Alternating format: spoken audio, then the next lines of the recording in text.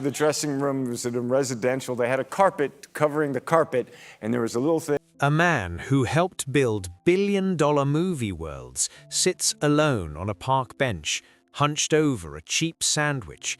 No entourage, no spotlight, just silence. But what if I told you the most famous, chosen one in Hollywood has spent decades losing the people he loved most, one by one? A best friend gone too soon. A love story that ended in headlights and heartbreak. A child he never got to hold long enough to say goodbye. So how does someone survive fame when life keeps taking everything else? And what happened to Keanu Reeves when the cameras finally turned away? In the late 1990s, Hollywood found its new myth. A quiet man in a long black coat, dodging bullets in slow motion, asking a question that would echo far beyond cinema screens. What is real? That man became the face of a revolution in filmmaking. The Matrix didn't just succeed, it redefined an era, earning hundreds of millions of dollars and turning its lead actor into a global symbol of cool intelligence and control. Years later, when many believed his time had passed, John Wick arrived like a resurrection, pushing his career past the billion-dollar mark and crowning him as one of the most enduring stars of his generation. From the outside, this was the perfect Hollywood story. Fame that lasted, wealth beyond imagination, respect from fans, critics, and even the toughest corners of the industry. In a city built on ego and excess, he stood out as something rare. A star without scandal, without arrogance, without visible hunger for more. But Hollywood stories are rarely. While his films climbed box office charts, his private life was quietly collapsing, away from premieres and plaudits. Behind every iconic role was a man learning how to endure loss without becoming bitter. Behind every triumphant comeback was someone who had already been broken in ways fame could never fix.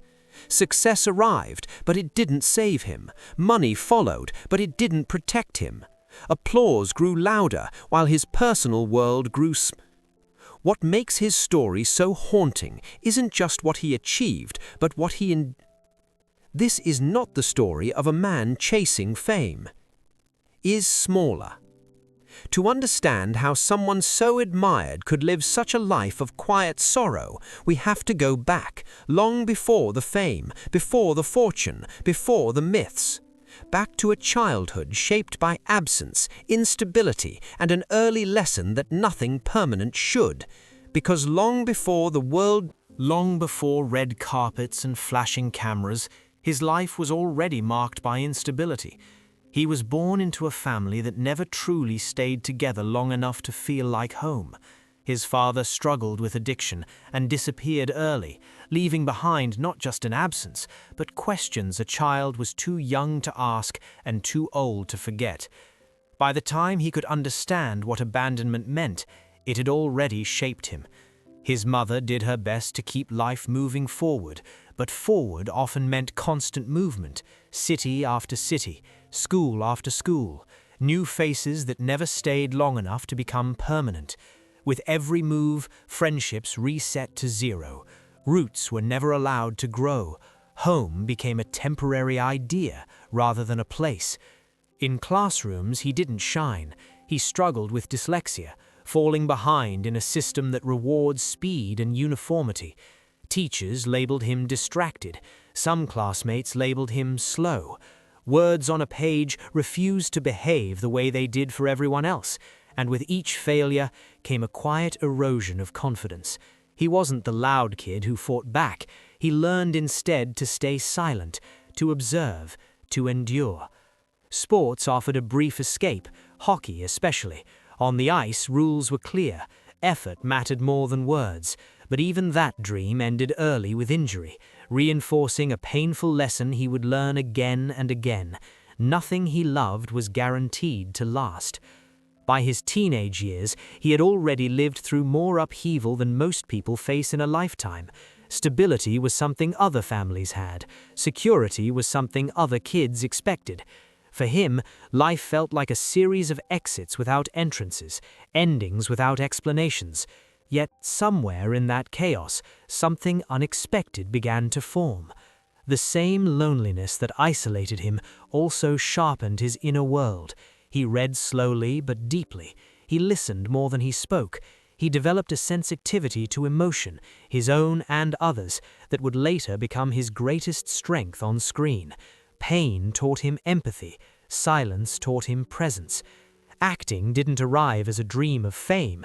It arrived as a refuge, a place where broken pieces could momentarily make sense, where other people's stories allowed him to step outside his own without denying it. On stage, instability became control. Confusion became expression.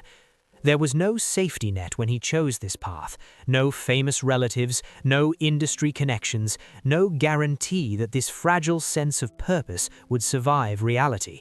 When he left school and committed to acting, he wasn't chasing success, he was searching for belonging. And even then, life didn't soften. He lived modestly, taking whatever small roles he could find, knowing that one missed opportunity could mean starting over yet again. Rejection wasn't new to him, it was familiar, almost comfortable. In many ways, he had been preparing for it since childhood. What's remarkable isn't that he endured these early hardships, it's that they didn't harden him. Instead of becoming bitter, he became observant. Instead of demanding attention, he learned patience. Instead of breaking under loss, he learned how to carry it quietly. These weren't skills taught in acting classes. They were lessons life forced on him long before Hollywood ever noticed his name. And when opportunity finally arrived, when the door that mattered opened, it didn't change who he was, it revealed who he had already become. Because the man the world would later admire for his humility wasn't shaped by fame, he was shaped by everything that came before it. Breaking into Hollywood was never a straight line. It was a slow grind filled with closed doors and quiet humiliations. He arrived without the look studios wanted and without the confidence they expected. Casting rooms were unforgiving places, and more often than not, he walked out knowing he wouldn't get the call back. For years, his career survived on small roles, modest paychecks, and the constant fear that the next job might not come at all. There were moments when quitting felt logical.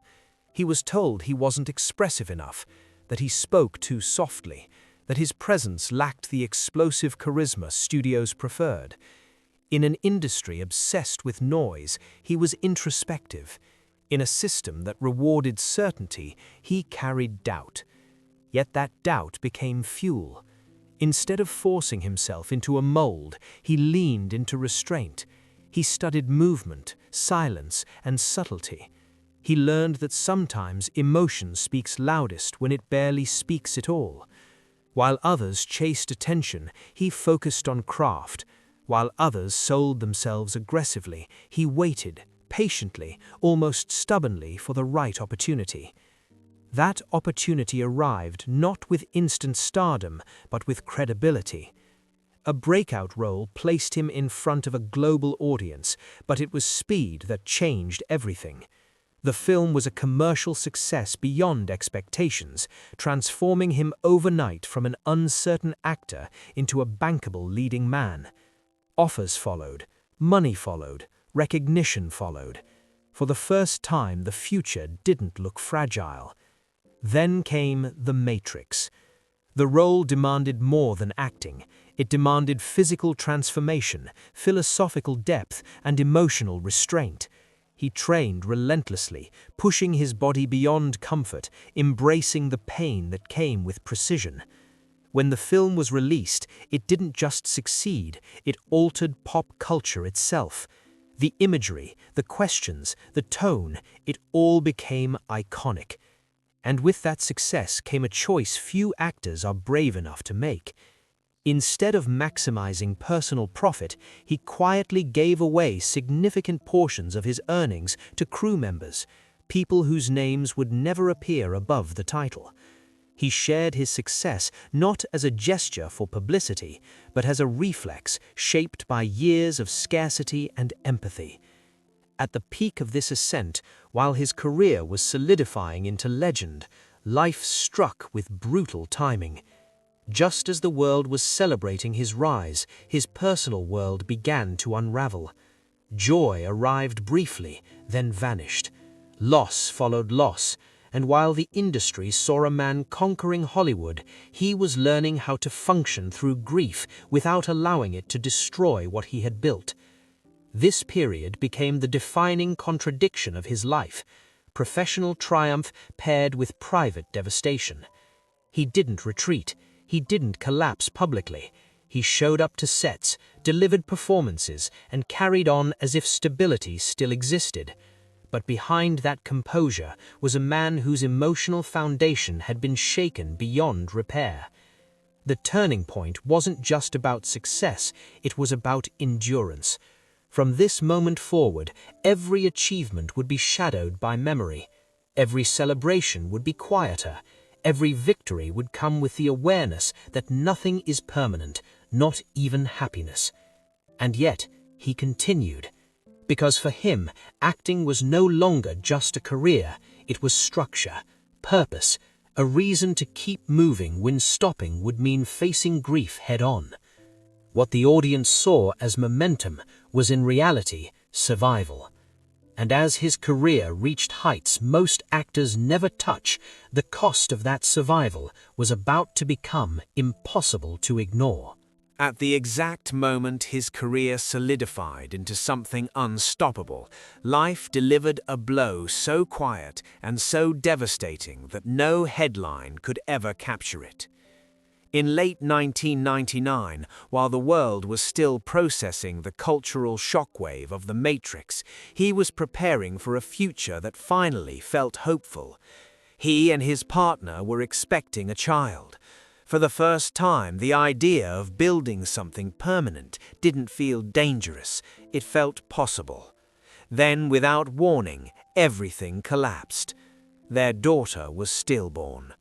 There was no dramatic build-up, no gradual acceptance, just a hospital room, silence where a heartbeat should have been, and a future erased before it ever began. Grief arrived not as an explosion, but as a void, one that swallowed joy, plans, and certainty in a single moment. They tried to survive it together, but loss has a way of changing people in different directions. Grief strained the relationship, bending it slowly until it fractured. And just when the pain seemed unbearable but survivable, fate struck again, harder, crueler, and without mercy. 2 years later, his partner died in a car accident. There was no goodbye, no closure, just another phone call that rewrote his life in seconds.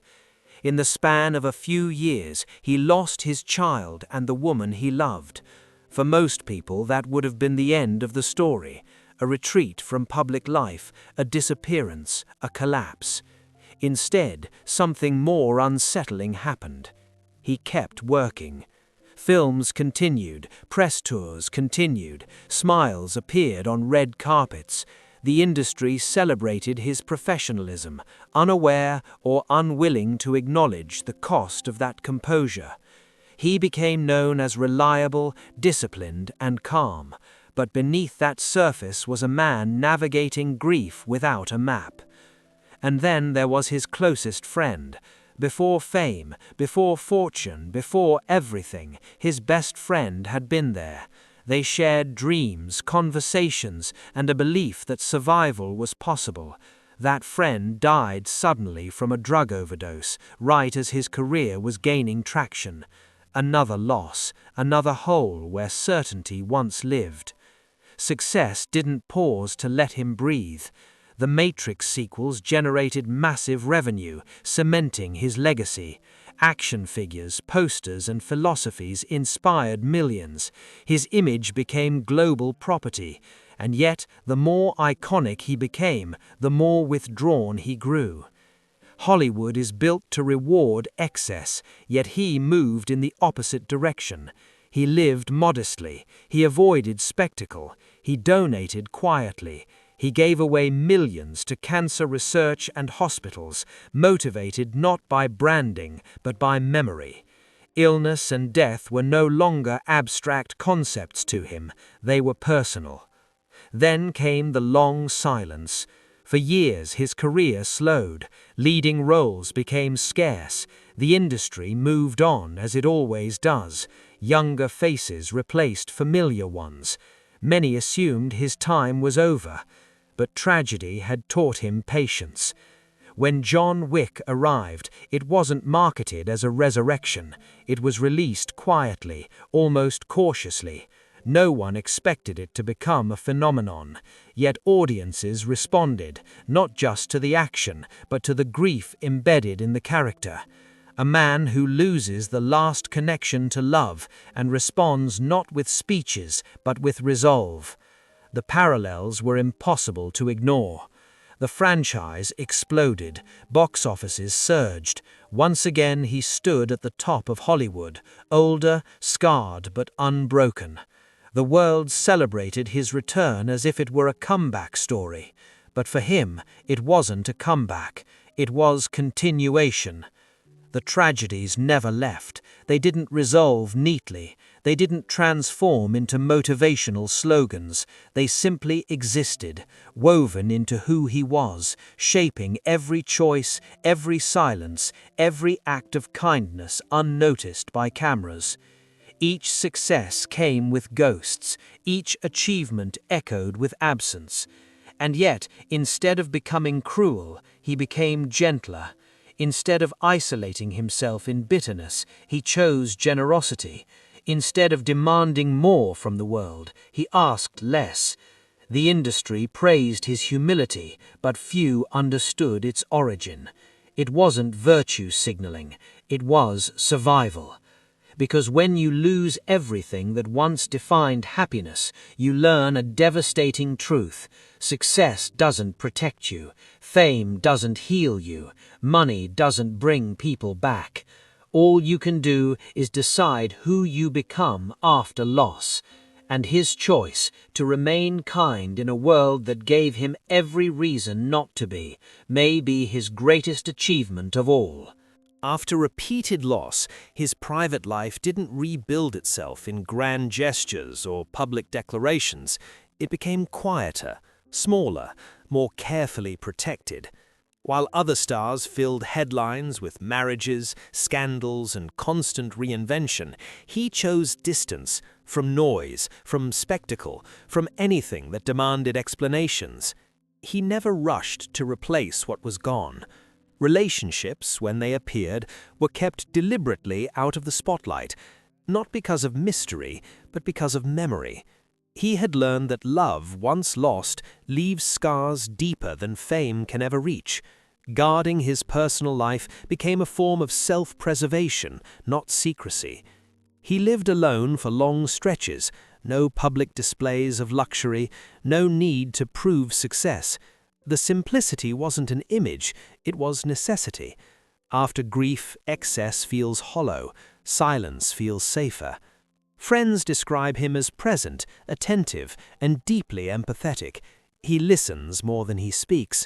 When others talk about success, he asks about family. When conversations turn to money, he changes the subject. He remembers names, he remembers struggles. These small gestures, often unnoticed, became his way of staying human in an industry that often rewards detachment. Romantic relationships, when they existed, carried weight. He didn't treat them casually. There was always an awareness, sometimes unspoken, that love could disappear without warning. That awareness didn't make him fearful, it made him intentional. Every connection mattered because it might be temporary.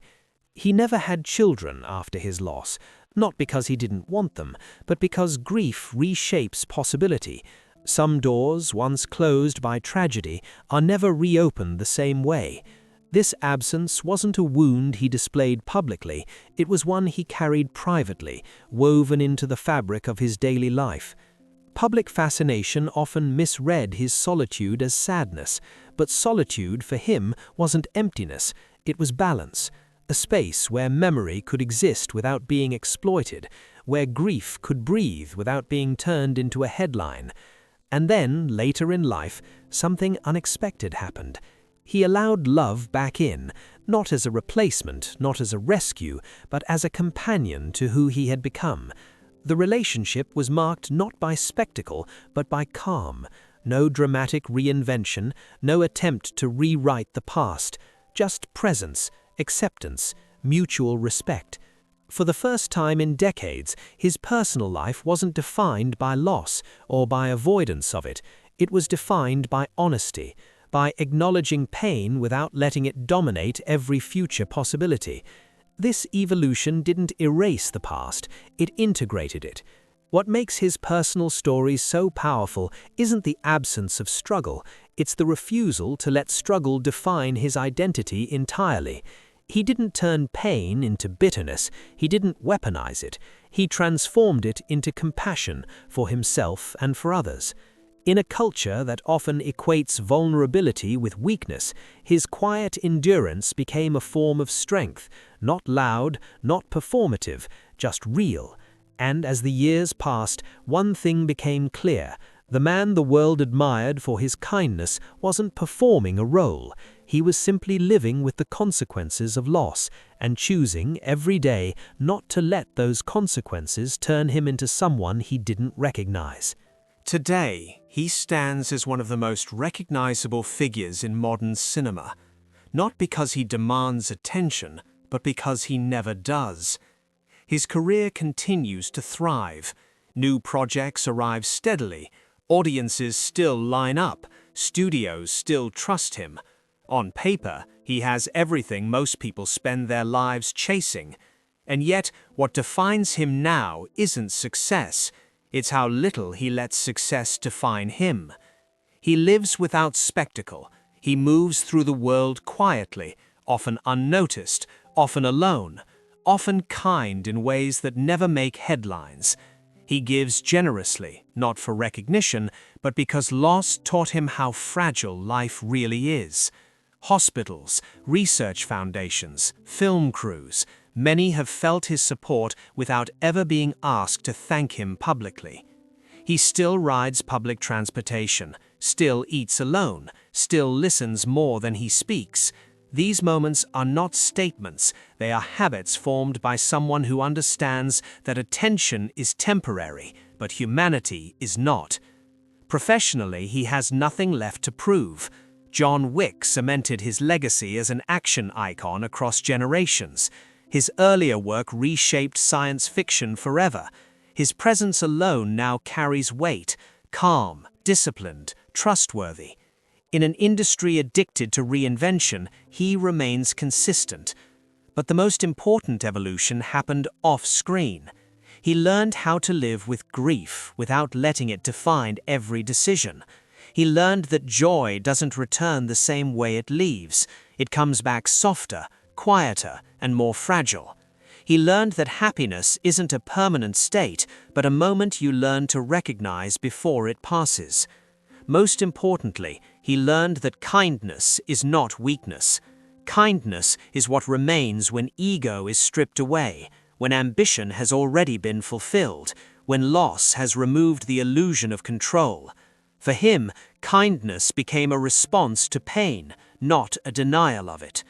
His story offers no fantasy ending. There is no moment where everything is fixed, no scene where the past disappears, and that is precisely why it resonates so deeply. Because real life doesn't offer closure, it offers continuation. And his life, marked by unimaginable loss, extraordinary success, and quiet resilience, reminds us of a truth we often avoid. Fame cannot save you. Money cannot protect you, but the way you treat others, especially when no one is watching, might be the only thing that truly lasts. He didn't conquer tragedy, he learned how to live beside it, and in doing so, he became something rarer than a Hollywood legend. He became human.